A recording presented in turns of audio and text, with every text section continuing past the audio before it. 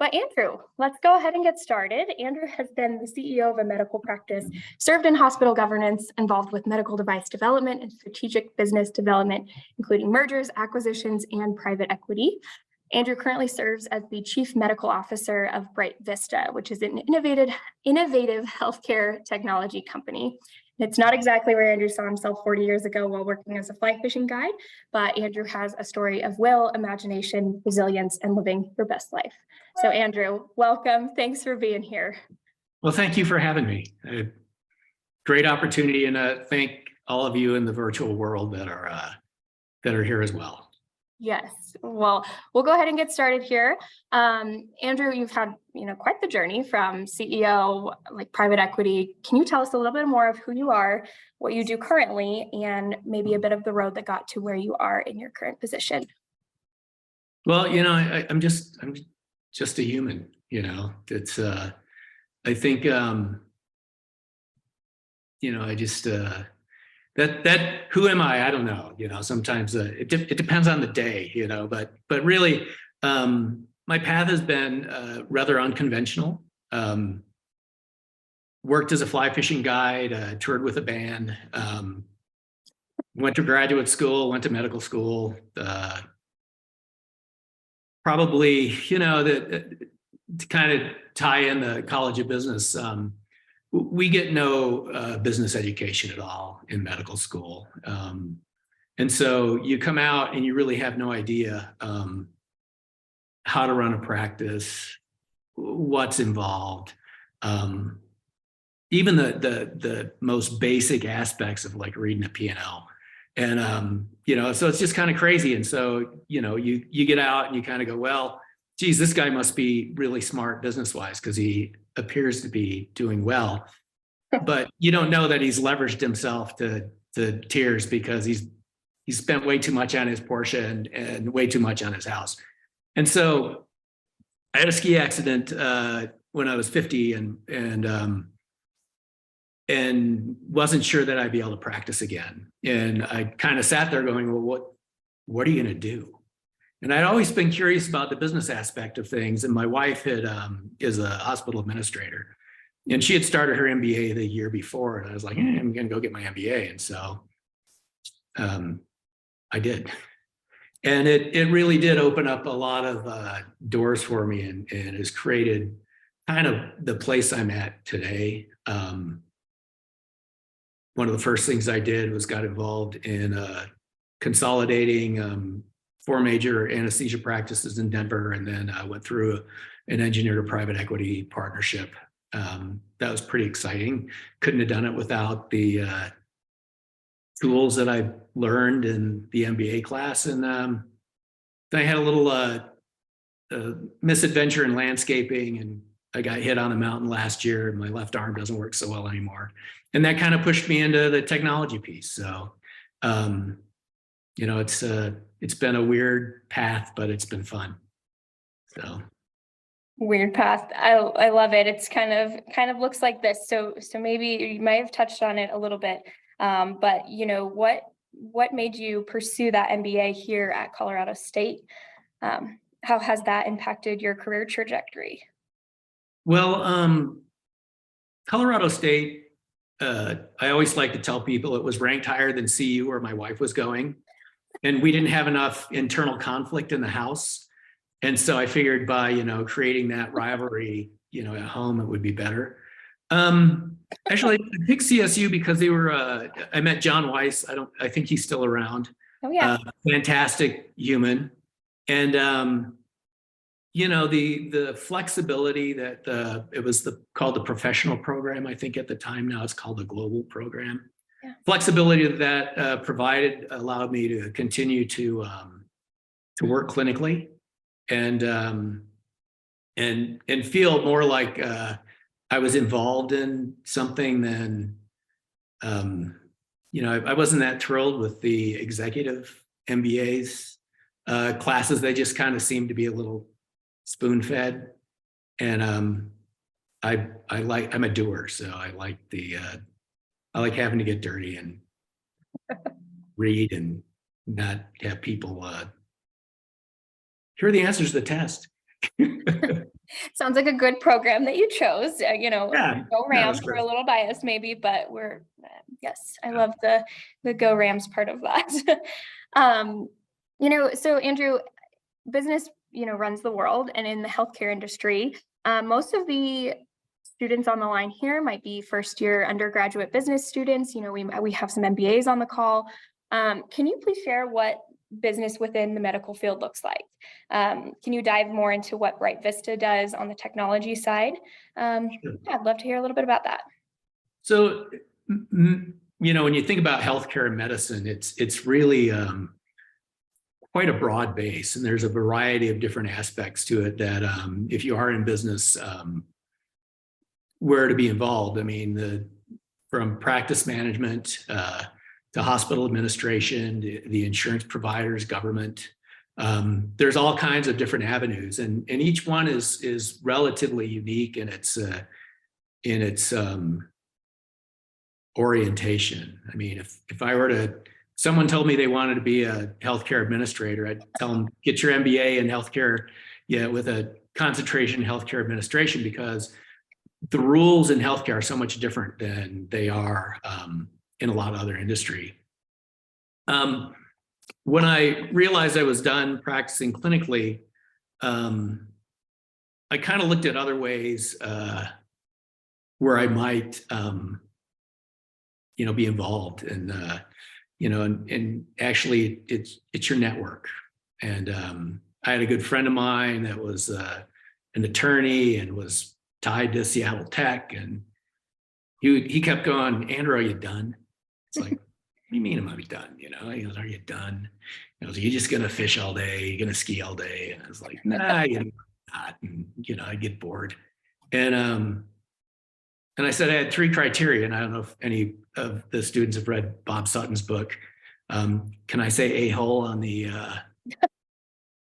But he wrote a book called The No Asshole Rule, and so that was my criteria. It had to be fun, had to be meaningful, and I didn't want to work with any tools. And so he introduced me to some, one of the guys used to run AWS, and so I kind of fell off the turnip truck into a very fertile field. And so I began to talk to these guys, and they had some great technology, and they always viewed medicine as kind of a very fertile field that, as an industry, we're kind of laggards in the adaptation of technology, but they just needed use cases and needed to figure out what and how. So I utilized my network to kind of figure out how we could use some of the technology that they had developed and used in other industry, and apply it towards medicine. And we did it. And so we've automated a lot of things that weren't before. We've created a platform that's highly configurable, so we don't have to mess with anybody's electronic health records. We sit in the cloud above it. And we're live. So our product went live in January. It's a startup, so that's kind of exciting. Yeah. It pays zero. I mean, it's all equity. It's like, I don't know if any of these, the students out there are that familiar with how a startup works, but it's pretty, it's exciting, but it's same time, it's not it won't sustain you. It's a good side business. So Yes, good startup. So Andrew, that sounds like it's it's really exciting. It's brand new. It's a startup. It's April here. It just launched in January. What does that really look like? Healthcare technology. Can you describe a little bit more of your day-to-day? What does that look like? So initially, I think a lot of what I did was, I got paid. I got virtually paid to think, and utilize my network in the field to kind of ferret out what were some of the weak points and difficulties. We had just had the pandemic. People were having a hard time employing within the medical practices. So front desk people, he couldn't pay a scheduler. Here in I think you might have said it. I live up in Eagle County. So in Vail, you know, that you pay a scheduler $18 an hour at the clinic, but they can make $40 an hour waiting tables. Yeah. Can't hire anybody. Yeah. And so, and that wasn't, you know, just a local phenomenon. It was kind of all over the place. And so we, there are other platforms that do like patient scheduling. Most of them are you request an appointment, and then somebody has to like look at your request and look at schedules and everything and try to figure out where you fit. And then they email you back, and then you say, well, that doesn't work. And then you email them back, and it's very, very tedious. And so our initial product that we created was an automated scheduling platform. So we actually made something that was completely configurable. And so for my part, I had to like determine what the triage of, you know, if you said, you know, and it's all natural language. So you can like look at your phone and go, I have a fever, you know, and it will find you a place in the doc to see within 24 hours, because you have that acuity where if you need your, you know, I need my routine blood pressure check, it'll set you up with an office visit with the appropriate doc. And we use a lot of AI to, you know, to determine intent and, you know, looking at the practices, who's your primary, what, you know, and so it's just kind of, it's automated a lot of things, and it's live with the HR. So we interact through the APIs, and it works. It's pretty cool. So yeah. Yeah. Without any marketing, we're scheduling 30% of the practices that were our development partner as appointments. And we've essentially eliminated the need for 2 of their scheduling people. And what's coming down the pike is we've already got it done, but we haven't released it yet, but we've automated pre-authorization, which I don't know if any of you are aware that, you know, let's say you want to get your doctor says you need an MRI. So you have to get an okay from your insurance company. It's called a pre-auth for them to schedule your MRI. And sometimes the pre-auth doesn't get done. You show up at the hospital, they give you an MRI, then you get a big bill, and your insurance company says, sorry, you know, you didn't get pre-authorized.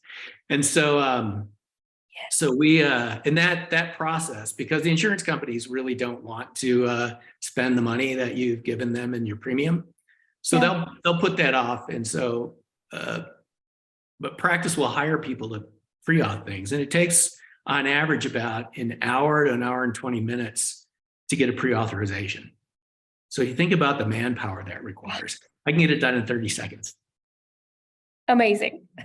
Yeah, no, it's great. I mean, so yeah, I think we've pierced the veil, and so I think we're gonna, you know, and who knows who's working on this in their garage? You know, you never know. Tech is crazy. We're just hoping we're first to market with it.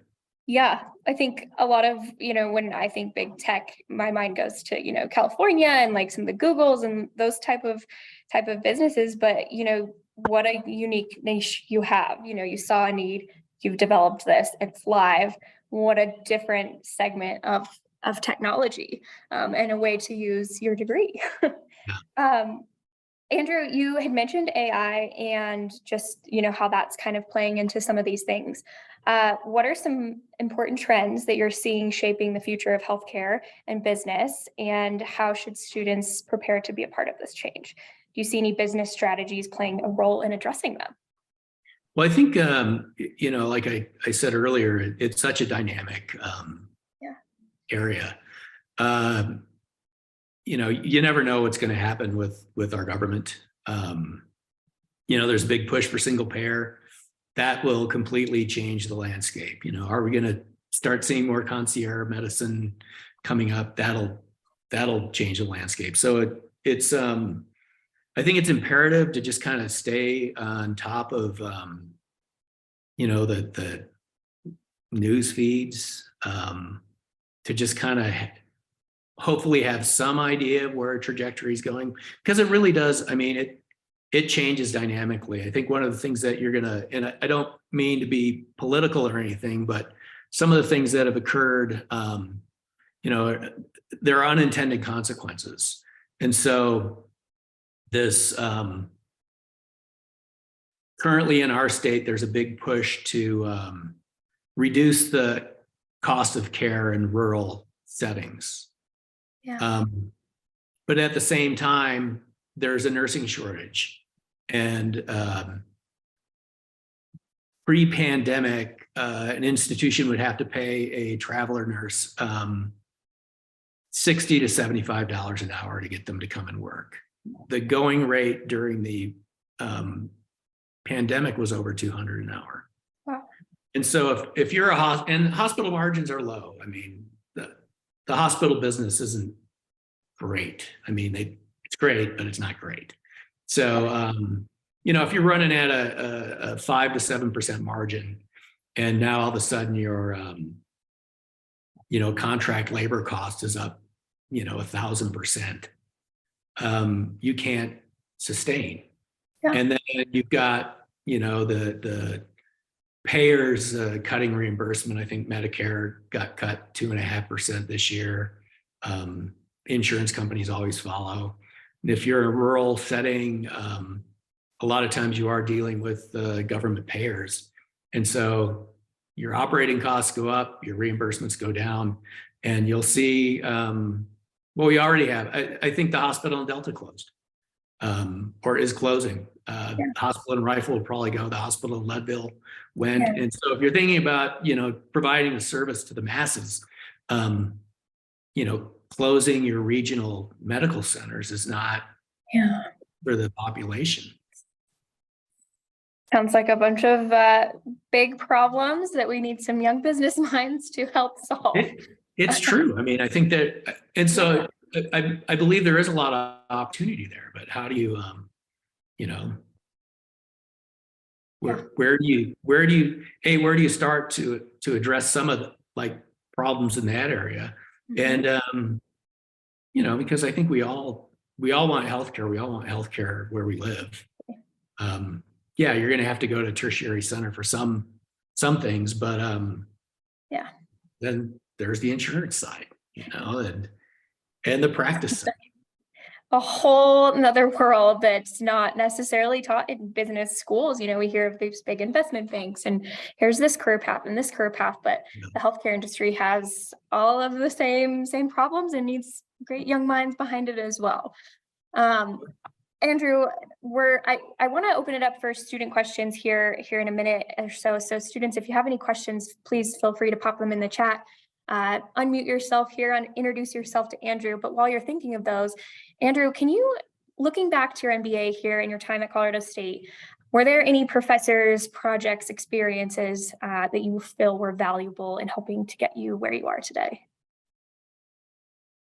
So I think, you know, if I could extend that back, you know, further than just CSU. Absolutely.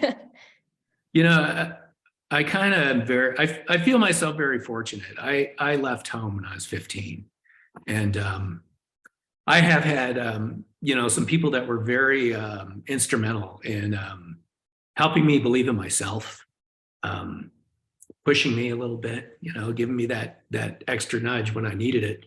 And I think, yeah, so of course there, you know, we all have mentors, and I think that, you know, and then there's your experiences. You know, I've done a lot of volunteer work in Africa. You know, it just, I think your whole life experience, you know, you're the accumulation of that, right? And so I think, you know, I could dart a couple people, you know, from the past. John Weiss at CSU. I mean, he was absolutely divine to talk to when I was first thinking about it. I'm blanking on Teresa's last name, who was one of my instructors that hit it off with her really well, and did a lot of just a lot of talking about, because at the time I was going through the MBA is when I was starting to do the private equity piece. And so Yeah. just really, she was helpful in like some of my capstone stuff that really,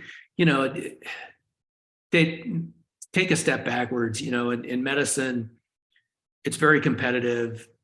There are 2 orthopedic surgery spots, available. So nobody cooperates with each other. Nobody collaborates with everybody. It's one-on-one, it's all for me, And so the level of my colleagues will probably curse me for this. The level of narcissism is pretty high, and the egocentricness in medicine is pretty high. Yeah. And so I think that the whole concept of we're doing at Bright Vista is a lot more community oriented. I mean, we're setting up a foundation. We're going to donate X amount of our profits to behavioral health. One of our founders took his own life, and so that's that's important to us. And we feel like if we're successful, we got to get back. And I guess that was a pretty squirrely answer for. That's okay. No, I love hearing your wherever your brain is taking you here, you've got some great advice. I see some things happening in the chat here, Andrew. Ava asked, will this Zoom call be posted anywhere? Yes, we are going to get the recording up on the College of Business YouTube account. So if you just YouTube Colorado State College of Business, that should be up. It's where some of the other ones have been posted. We have some other healthcare workers in the chat. Children's Hospital, communication strategist with UC Health. Hi, Robert. Hi, Whitney. Thanks for being here. Andrew, we have a question. It says, should business education play a larger role in students going to med school? There isn't anything right now. And it's sad. When I was on staff at Rocky Vista, the osteopathic school in Denver, and actually offered to give them a free, business of medicine, mini series. My wife's a hospital administrator. She would have come along as well. They just weren't interested. Yeah. And it's really a shame. And one of the things I will applaud CSU for doing is, if you go to the vet school there, you actually can go get your MBA. They'll teach you the ins and outs of running a vet practice. You get finished with medicine and you're kind of just out in the wind. Yes, that is a great program. We actually had an alumni from that, Thea Patterson, on a couple of weeks ago, which was excellent. So that recording is up on the College Business YouTube. So Andrew, let's see. We only have about 5 minutes left here. Okay. I do see a camera just popped on. Abby, do you have any question? I do, yes. So I was wondering, we have some MBAs on the call. We have some first year students too. What are some things that maybe if students don't want to go and get an MBA or a grad degree, what could they do to potentially set themselves apart in the industry? I think any opportunity you have to do an internship or, do any shadowing or get some kind of exposure would be great. I know a lot of the healthcare delivery networks, like I know I think UC Health does this. I know HCA does this. But within the Denver metro area, there are a lot of hospitals that you can get an internship at and kind of follow somebody around and kind of learn the ropes a little bit. And that definitely would set you apart. Any medical volunteering, more on the service side as well. There are a lot of, community things like even the blood draws or the community lab draws or whatever, to get involved in those, I think would be an advantage. That's great. Thank you. Andrew, going off that, so any students interested in pursuing a healthcare administration or healthcare consulting, getting into this tech business, do you have any advice for them? Yeah, for hospital administration, definitely you got to go get an internship. Go hang out with with that system, a healthcare system. What's really interesting is I'm very familiar with HCA. That's where my wife was while in Denver. A lot of their interns ended up working for them. I mean, they would come, they'd work, they'd go finish their degree, and they'd come in. One of the guys I knew as a undergraduate student is now the COO of PSL.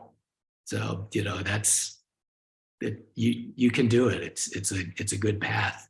In the tech side, I'm not, I'm new into that. I can't offer too much advice other than get a hold of me and we'll figure it out. I can introduce you to the people that do know. And then for the other things, government, just a significant piece and probably where a lot of the future path will come. Again, get an internship, see what's going on and just get involved.